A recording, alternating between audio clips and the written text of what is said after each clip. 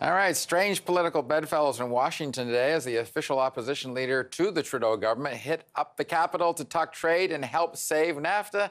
To discuss this unusual turn of events and show of unity, we're joined from Washington by Conservative leader Andrew Scheer.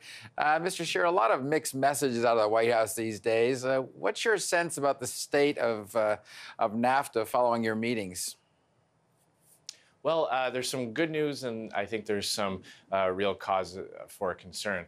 On the one hand, there are a lot of people here in Washington, both on the elected official side and on those on, representatives of industries and agricultural groups, and they believe that there is a real threat to NAFTA, that some of the messages coming out of the Trump administration are causing a lot of anxiety, that many people are taking some of these statements very seriously.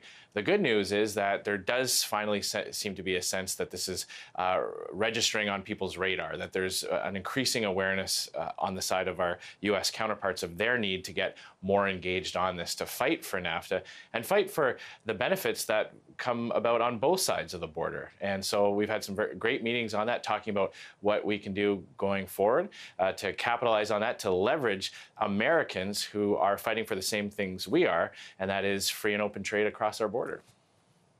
Are you sensing any frustration with the White House and Trump's unpredictable, because you're dealing, I gather, with congressional leaders as well. Are they saying we can't get a read on what the president wants to do with this deal?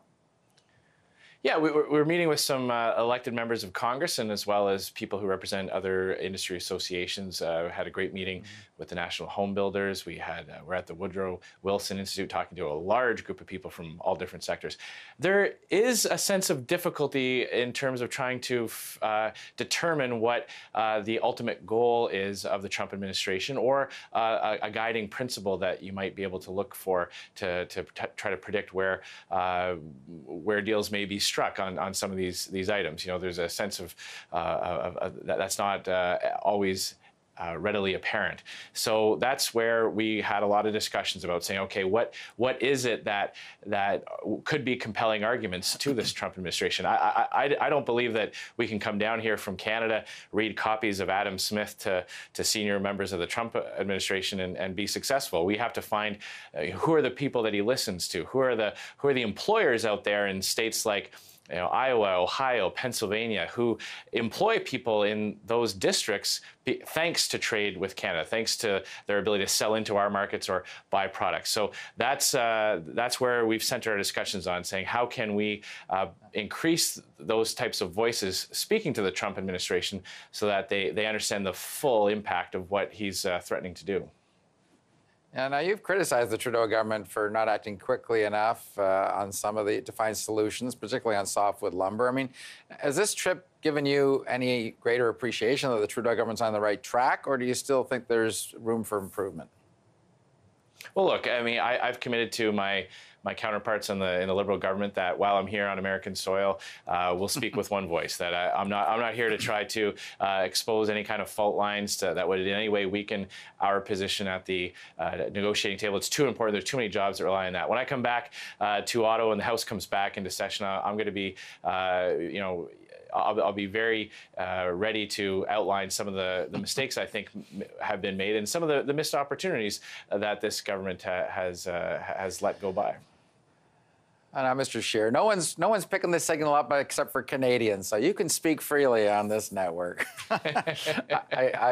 All right, I'll appreciate where you're coming from on that, but I want to get back to an issue of disagreement. Prime Minister Trudeau, as you know, he's demanding some organizations that are applying for, say, summer job grants or funds from this new Canadian Service Corps programs attest that they don't oppose reproductive rights, and that means abortion. In your view, is Trudeau violating the charter right to freedom of religion and conscience by these organizations? Well, there's some real grave concerns being expressed to us from many stakeholders across the country, from many different walks of life, many different types of organizations.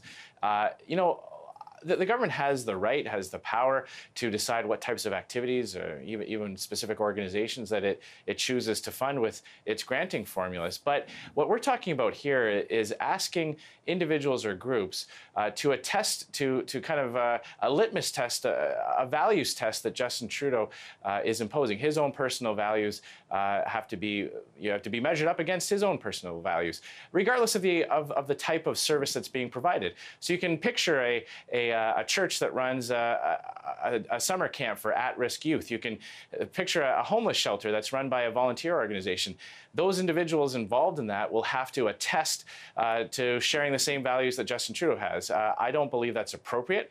I believe that goes far beyond what this government meant to do, and I think it's time that they reconsider it. We've been hearing a lot of feedback from people who say, you know, our group doesn't do any kind of advocacy on social issues. We provide a service to, to First Nations. We provide a service to at-risk youth, to people with mental disabilities and other types of issues. That's what we're focused on. Why do we have to somehow sign on to Justin Trudeau's values test? Interesting. Well, I think this is going to be an issue with legs, Mr. Scheer, because there's certainly a lot of social media interaction on it. It's the best read story on some websites I saw. So thank you. We'll see if you bring it up when you get back on Canadian soil. I'm sure you will.